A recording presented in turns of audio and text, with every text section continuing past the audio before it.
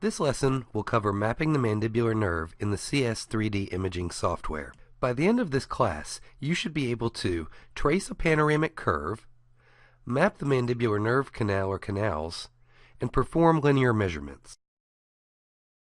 In order to analyze a 3D volume for extraction, implant placement, or just general visualization, you may want to clearly identify the mandibular nerve canal. In order to trace a nerve, you must be in the Curved Slicing tab, and you must have constructed a panoramic image.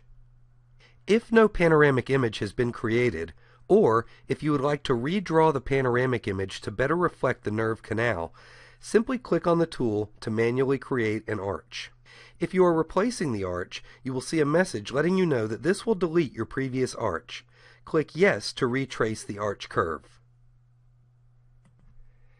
At this point, you will see an axial image in the upper left of the screen with a slider bar underneath. Move the slider bar slowly to the left, and as you move inferiorly, you will begin to visualize relevant anatomy, such as areas of the canal visible distally and the mental foramen more anteriorly. Try to visualize the most distal aspect of the canal, then click the Manually Create an Arch tool. You will create your arch with a series of left clicks to define the curve. But as you move along the arch from distal to mesial, manipulate the slider bar so that you continue to see the canal all the way up to the mental foramen. To complete your arch, use a double left click.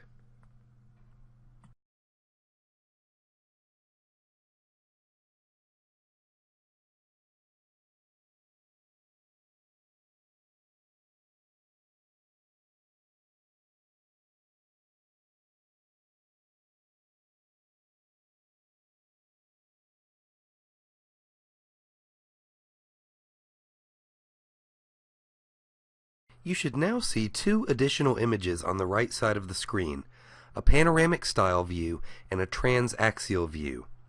The panoramic image may look a little strange, as in this example it is only a 180 micrometer thick slice along the arch curve that we defined. To make it look more like a traditional radiograph, you can always use the Set Integration drop-down to increase the slice thickness. Use the same drop-down to change it back. To map the nerve canal, it's important to remember the color-coded nature of the movement handles. The cross-sectional view has a blue tab in the upper right corner. This references the blue movement handle in the panoramic image. What we see in the cross-sectional view is a vertical cross-section along the long axis of this movement handle. Use the large blue ball in the panoramic image to left-click and hold and move until we can see the mental foramen.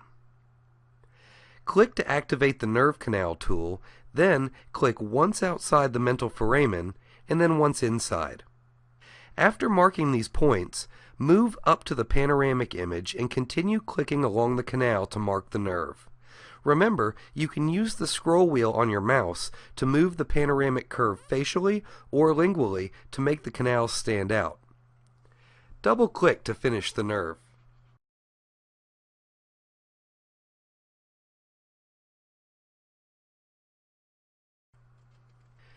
Once finished, you can move to the transaxial view to check your work.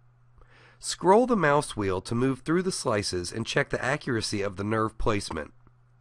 If the nerve needs to be adjusted, left-click and hold on any of the movement nodes to modify placement. Repeat these steps if there's another nerve to be traced. Once you have traced your nerve, it's very easy to take measurements. Use the blue movement handle in the panoramic image to locate your region of interest. Note that the smaller of the two blue balls may be used to adjust angular orientation. To take a measurement, click the ruler tool in the toolbox, move to your region of interest, and do a single click at the first point, then another single click to finish the measurement. Multiple measurements may be done the same way.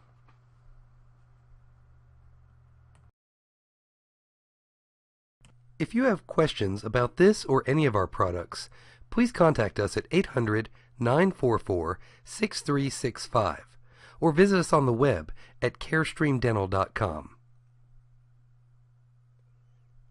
Please also take note of the system requirements for best software performance.